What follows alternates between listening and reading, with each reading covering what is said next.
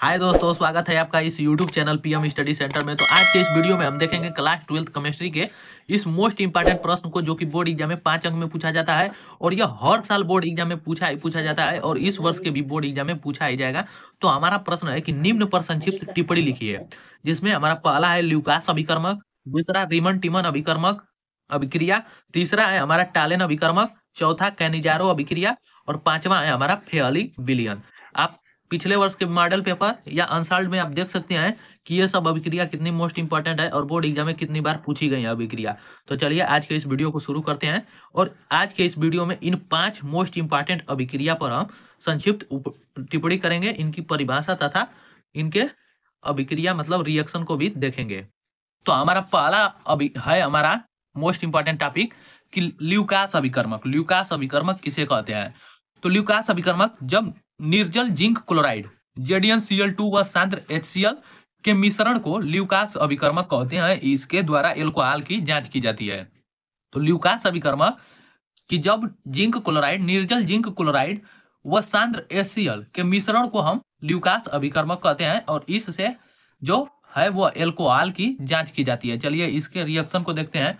मान लेते हैं कि यहाँ पर हमारा एथिल एल्कोहल C2H5OH है, C2H5OH, C2H5OH ये है हमारा ethyl alcohol, ethyl alcohol, alcohol इस एल्कोहल इसकी क्रिया किससे कराएंगे? तो सांद्र HCl मतलब हाइड्रोजन क्लोराइड से इसकी क्रिया कराएंगे। किसकी उपस्थिति में? निर्जल जिंक क्लोराइड की उपस्थिति में हम एथिल एल्कोहल से क्रिया कराएंगे, क्योंकि जो ल्यूकास अभिकर्मक होता है इससे एल्कोहल की जांच की जाती है। तो जब हम एथिल एल्कोहल की क्रिया HCl सांद्र HCl से कराएंगे क्रिया किसकी उपस्थिति में? तो यहाँ पर निर्जल जिंक क्लोराइड, निर्जल ZnCl2, ZnCl2 जिंक क्लोराइड से कराएंगे तो हमारा बनेगा यहाँ पर एथिल क्लोराइड बनेगा C2H5Cl और यहाँ पर बाहर निकल जाएगा, हमारा जल बाहर निकल जाएगा। तो इसका नाम हो गया एथिल क्लोराइड, एथिल क्लोराइड अब प्लस हमारा जल बाहर निकल जाएगा। तो जब हम एथिल एल्कोहल की क्रिया सांद्र HCl से निर्जल जिंक क्लोराइड की उपस्थिति में कराते हैं तो हमारा एथिल क्लोराइड प्लस जल बाहर निकल जाता है, जिसे हम ल्यूकास अभिकर्मक कहते हैं और ल्यूकास अभिकर्मक के द्वारा एल्कोहल की जांच की जाती है। चलिए दूसरा हमारा यहाँ पर अभिक्रिया रहा, जो कि यह अभी एक मोस्ट इंपॉर्टेंट अभिक्रिया है, रीमन टीमन अभिक्रिया। रीमन टीमन अभिक्रिया किसे कहते हैं और इसके रिएक्शन क्या होगा? चलिए, तो वह अभिक्रिया जिसमें फिनाल क्लोरोफार्म CHCl3 या कार्बन टेट्रा क्लोराइड CCl4 के साथ NaOH के जलीय विलयन की उपस्थिति में अभिक्रिया करके सैलिसिलिक एल्डिहाइड या सैलिसिलिक अम्ल बनाता है, जिसे हम रीमन टीमन अभिक्रिया कहते हैं। देखिए रीमन टीमन अभिक्रिया मोस्ट इंपॉर्टेंट अभिक्रिया है, जिसे आपको समझना होगा तभी आप इसके रिएक्शन को बना सकते हैं। तो रीमन टीमन अभिक्रिया उसे कहते हैं कि जब हम वह अभिक्रिया जिसमें फिनाल, फिनाल का मतलब C6H5OH, तो जब फिनाल क्लोरोफार्म CHCl3 या कार्बन टेट्रा क्लोराइड के साथ NaOH के जलीय विलयन में उपस्थिति में क्या करता है? अभिक्रिया करके सैलिसिलिक एल्डिहाइड या सैलिसिलिक अम्ल बनाता है, जिसे हम रीमन टीमन अभिक्रिया कहते हैं। चलिए रिएक्शन को बताएंगे तो आपको यह अभिक्रिया समझ में आ जाएगा। तो यहाँ पर जब हम फिनाल की क्रिया क्लोरोफार्म से कराएंगे तो फिनाल का हमारा संरचना सूत्र हो जाएगा इस प्रकार, इसे लिख सकते हैं कि C6H5OH ये हो जाएगा हमारा। इसमें यदि हम बेंजीन में यदि OH जोड़ देंगे तो ये हमारा क्या हो जाएगा? फिनाल हो जाएगा। C6 ये हमारा हो गया फिनाल, इसका नाम लिख देंगे फिनाल। तो जब फिनाल की क्रिया क्लोरोफार्म CHCl3, इसका नाम हो जाएगा क्लोरोफार्म, क्लोरोफार्म। तो जब फिनाल की क्रिया क्लोरोफार्म, यहाँ पर CHCl3 होगा, यहाँ पर क्लोरोफार्म या कार्बन टेट्रा क्लोराइड के साथ NaOH, मतलब अब क्लोरोफार्म के साथ हम NaOH मतलब सोडियम हाइड्रा ऑक्साइड के साथ भी क्रिया कराएंगे तो हमारा क्या बनेगा? Salicylic aldehyde. क्या बनेगा? Salicylic aldehyde. तो यदि हम फिनाल में CH3 जोड़ दें तो हमारा क्या बन जाएगा? हमारा बन जाएगा सैलिसिलिक एल्डिहाइड। ये हो गया हमारा फिनाल और इसमें यदि हम CH3 जोड़ दें तो ये हमारा संरचना सूत्र किसका हो गया? तो ये हो गया हमारा, इसका नाम हो जाएगा salicylic aldehyde, salicylic aldehyde, aldehyde. तो सैलिसिलिक एल्डिहाइड प्लस हमारा साधारण नमक NaCl बनेगा और प्लस जल बनेगा H2O, H2O। उम्मीद करता हूं कि आपको यह रिएक्शन यहाँ पर दिखाई दे रहा होगा और समझ में आ भी रहा होगा। तो ये तो हमारा पहला रिएक्शन हो गया। अब रीमन टीमन अभिक्रिया में एक बार हमारा सैलिसिलिक एल्डिहाइड बनेगा। कब बनेगा? जब हम क्लोरोफार्म के साथ NOH, क्लोरोफार्म और NaOH के साथ हम फिनाल से क्रिया कराएंगे। और यदि हम एक बार फिनाल की क्रिया यहाँ पर कार्बन टेट्राक्लोराइड Cl के साथ NaOH के साथ यदि कराएंगे तो हमारा बनेगा यहाँ पर सैलिसिलिक अम्ल बनेगा। तो चलिए इसके भी अभिक्रिया को देख लेते हैं यहाँ पर। तो जब हम यहाँ पर जब फिनाल की क्रिया, फिनाल का यहाँ पर संरचना सूत्र हो गया OH। जब फिनाल की क्रिया किससे कराएंगे? Carbon tetrachloride CCl4, CCl4। यहाँ पर इसका नाम भी मैं लिख देता हूं, ये है हमारा फिनाल, ये है फिनाल। तो जब फिनाल की क्रिया carbon tetrachloride, carbon tetrachloride, chloride के साथ किससे कराने पर? NaOH मतलब सोडियम हाइड्रोक्साइड के साथ कराने पर हमारा सैलिसिलिक अम्ल बनेगा। यहाँ पर हमारा हो जाएगा सैलिसिलिक अम्ल। तो सैलिसिलिक अम्ल का क्या हो जाएगा संरचना सूत्र? यहाँ पर सबसे पहले फिनाल की संरचना बनाएंगे। तो यहाँ पर ये हो गया हमारा फिनाल OH, ये हो गया फिनाल। और यदि हम फिनाल में यदि COOH समूह जोड़ देंगे तो ये हमारा सैलिसिलिक अम्ल हो जाएगा। इसका नाम हो जाएगा सैलिसिलिक अम्ल, सैलिसिलिक अम्ल। अब प्लस हमारा बाहर क्या निकलेगा? तो जब हम फिनाल की क्रिया कार्बन टेट्राक्लोराइड के साथ NOH के साथ कराएंगे तो हमारा सैलिसिलिक अम्ल प्लस साधारण नमक NaCl और प्लस हमारा जल बनेगा NaCl प्लस H2O। तो यही हो गया हमारा अभिक्रिया, रीमन टीमन अभिक्रिया, जो कि मोस्ट इंपॉर्टेंट अभिक्रिया है। आप इसे जरूर याद कर सकते हैं क्योंकि यह बोर्ड एग्जाम में अधिक बार पूछा गया अभिक्रिया है। चलिए अगले अभिक्रिया को देखेंगे जो कि मोस्ट इंपॉर्टेंट अभिक्रिया है, टालेन अभिकर्मक है, जो कि हर साल ही हर सेट में पूछा जाता है। तो तीसरा है हमारा टॉपिक टालेन अभिकर्मक। टालेन अभिकर्मक किसे कहते हैं? तो देखिए सिल्वर नाइट्रेट तथा अमोनियम हाइड्रोक्साइड, सिल्वर नाइट्रेट हमारा AgNO3 और यहाँ पर प्लस NH4OH मतलब अमोनियम हाइड्रोक्साइड के विलयन को टालेन अभिकर्मक कहते हैं। किसे? तो सिल्वर नाइट्रेट तथा अमोनियम हाइड्रोक्साइड के विलयन को ही टालेन अभिकर्मक कहते हैं, जो कि बहुत ही आसान परिभाषा है।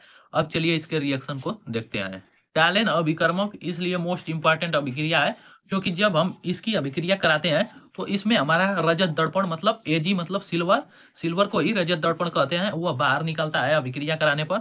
इसलिए टालेन अभिकर्मक को मोस्ट इंपॉर्टेंट अभिक्रिया माना जाता है। चलिए, तो जब हम एसिड एल्डिहाइड की क्रिया टालेन अभिकर्मक मतलब टालेन अभिकर्मक, यहाँ इसका टालेन अभिकर्मक Ag2O को हम टालेन अभिकर्मक कहते हैं। और जब हम एसिड एल्डिहाइड की क्रिया टालेन अभिकर्मक से कराएंगे तो हमारा रजत दर्पण बढ़ता है।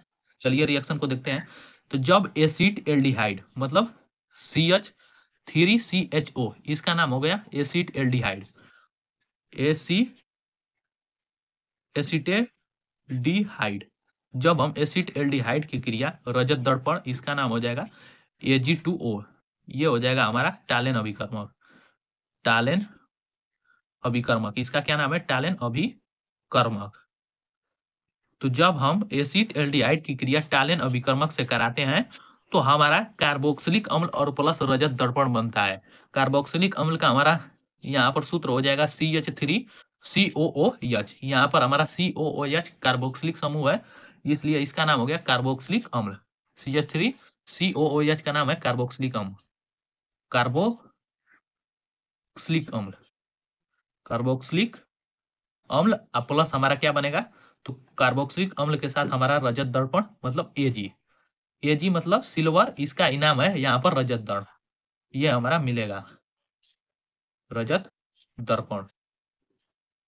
ये तीर नीचे क्यों लगाए हैं? मतलब अवक्षेप के रूप में ये हमारा प्राप्त होगा कि जब हम एसिड एल्डिहाइड की क्रिया टालेन अभिकर्मक के साथ कराएंगे तो कार्बोक्सिलिक अम्ल प्लस रजत दर्पण बाहर निकलेगा, रजत दर्पण बाहर निकलेगा, जिसे हम टालेन अभिकर्मक कहते हैं। चलिए अगला हमारा प्रश्न रहा अभिक्रिया कि कैनिजारो अभिक्रिया किसे कहते हैं। देखिए यह अभी अभिक्रिया मोस्ट इंपॉर्टेंट अभिक्रिया है, क्योंकि प्रति वर्ष किसी न किसी सेट में जरूर पूछा जाता है, और ऐसे तो यह अधिक सेट में पूछे जाने वाला अभिक्रिया है और पूछा भी जाता है। तो कैनिजारो अभिक्रिया, जब अल्फा हाइड्रोजन परमाणु रहित एल्डिहाइड को सांद्र NaOH के साथ गर्म किया जाता है तो एक अणु एल्कोहल का जबकि दूसरा अणु कार्बोक्सिलिक अम्ल का बनता है, जिसे कैनिजारो अभिक्रिया कहते हैं। देखिए इसे आसानी से समझने की कोशिश कीजिएगा कि जब अल्फा हाइड्रोजन परमाणु रहित एल्डिहाइड को सांद्र NaOH के साथ गर्म करते हैं तो हमारा एक अणु एल्कोहल का बनता है, जबकि दूसरा अणु कार्बोक्सिलिक अम्ल का बनता है, जिसे कैनिजारो अभिक्रिया कहते हैं। चलिए रिएक्शन को बताएंगे तो आपको यह अभिक्रिया आसानी से समझ में आ जाएगी। तो यहाँ पर एल्डिहाइड की क्रिया सांद्र NaOH के साथ कराएंगे। तो एल्डिहाइड में हम यहाँ पर लेंगे फार्मेल्डिहाइड, मतलब HCHO, इसका नाम हो गया फार्मेल्डिहाइड। इसका नाम हो गया फार्मेल्डिहाइड। जब हम फार्मेल्डिहाइड की क्रिया सांद्र NaOH का मतलब सोडियम हाइड्रोक्साइड के साथ करेंगे तो क्या बनेगा, एक अणु हमारा एल्कोहल का के साथ क्या करेंगे, गर्म करेंगे। ये हमारा डेल्टा का चिन्ह गर्म को दिखाता है, मतलब गर्म कर रहे हैं फार्मेल्डिहाइड के साथ NaOH को। जब गर्म करेंगे तो हमारा एक अणु एल्कोहल का जबकि दूसरा अणु हमारा किसका बनेगा, कार्बोक्सिलिक अम्ल का बनेगा। चलिए यहाँ पर एक अणु एल्कोहल का, तो जब हम फार्मेल्डिहाइड की क्रिया NaOH के साथ कराएंगे तो हमारा यहाँ पर मेथिल एल्कोहल बनेगा, मतलब C3OH। इसका नाम है मेथिल एल्कोहल। Methyl alcohol. तो ये एक अणु हमारा एल्कोहल का बन गया मेथिल एल्कोहल, प्लस हमारा सोडियम फार्मेट बनेगा, जिसका नाम यहाँ पर इस प्रकार भी लिख सकते हैं HCOONA। इसका नाम हो गया सोडियम फार्मेट। देखिए ये HCONA, ये जो हमारा है ये कार्बोक्सिलिक अम्ल का एक अणु है। कैसे एक अणु है, तो यहाँ पर आपको दिखाई दे रहा होगा कि COOH, इसे हम इस प्रकार भी, इस अभिक्रिया को हम इस प्रकार भी लिख सकते हैं कि COOHNA, जो कि इसमें हमारा COOH कार्बोक्सिलिक समूह का अणु है। तो देखिए यहाँ पर कहा गया है कि जब हम एल्डिहाइड को सांद्र NaOH के साथ गर्म करेंगे तो एक अणु एल्कोहल का जबकि दूसरा अणु हमारा यहाँ पर कार्बोक्सिलिक अम्ल का बनेगा, जिसे हम कैनिजारो अभिक्रिया कहते हैं। तो यहाँ पर जब हम फार्मेल्डिहाइड की क्रिया सांद्र NaOH के साथ गर्म करते हैं तो हमारा methyl alcohol plus sodium format बनता है, तो जिसे हम कैनिजारो अभिक्रिया कहते हैं। चलिए अगला हमारा अभिक्रिया रहा कि फेयलिंग विलयन भी मोस्ट इंपॉर्टेंट है। तो देखिए फेयलिंग विलयन किसे कहते हैं कि जब हम फार्मेल्डिहाइड HCHO फेयलिंग विलयन CuO, फेयलिंग विलयन किसे कहते हैं, तो कॉपर ऑक्साइड को CuO को हम फेयलिंग विलयन कहते हैं, से अभिक्रिया करके फार्मिक अम्ल HCOOH तथा क्यूपरस ऑक्साइड Cu2O बनता है, जिसे हम फेयलिंग विलयन कहते हैं। तो फेयलिंग विलयन की फार्मेल्डिहाइड फेयलिंग विलयन CuO से अभिक्रिया करके फार्मिक अम्ल तथा क्यूपरस ऑक्साइड को बनाता है, जिसे हम फेयलिंग विलयन कहते हैं। चलिए इसकी अभिक्रिया को देखते हैं। तो यहाँ पर कहा गया कि जब फार्मेल्डिहाइड का सूत्र हो जाएगा यहाँ पर HCHO, इसका नाम है फार्मेल्डिहाइड। तो जब हम फार्मेल्डिहाइड की क्रिया किससे कराएंगे, फेयलिंग विलयन CuO, इसका नाम है फेयलिंग विलयन। तो जब हम फार्मेल्डिहाइड की क्रिया फेयलिंग विलयन के साथ कराते हैं तो हमारा फार्मिक अम्ल प्लस क्यूपरस ऑक्साइड बनता है। फार्मिक अम्ल का यहाँ पर सूत्र हो जाएगा HCOH, इसका नाम है फार्मिक अम्ल प्लस क्यूपरस ऑक्साइड, ये हो जाएगा Cu2O, इसका नाम है क्यूपरस ऑक्साइड बनाता है, जिसे हम क्या कहते हैं, फेयलिंग विलयन कहते हैं। और यह मोस्ट इंपॉर्टेंट टॉपिक है और बोर्ड एग्जाम में हर साल पूछा जाता है। तो आज के वीडियो में बस इतना ही, मिलते हैं नेक्स्ट वीडियो में। और ये पांचों मोस्ट इंपॉर्टेंट अभिक्रिया है और आप देख सकते हैं कि बोर्ड एग्जाम में कितनी बार पूछे गए प्रश्न है, टॉपिक है। तो आज के वीडियो में बस इतना ही, और यदि यह वीडियो पसंद आया हो तो इसे ज्यादा से ज्यादा लाइक शेयर और चैनल को सब्सक्राइब करना ना भूलें। और वीडियो को पूरे लास्ट तक देखने के लिए बहुत बहुत धन्यवाद।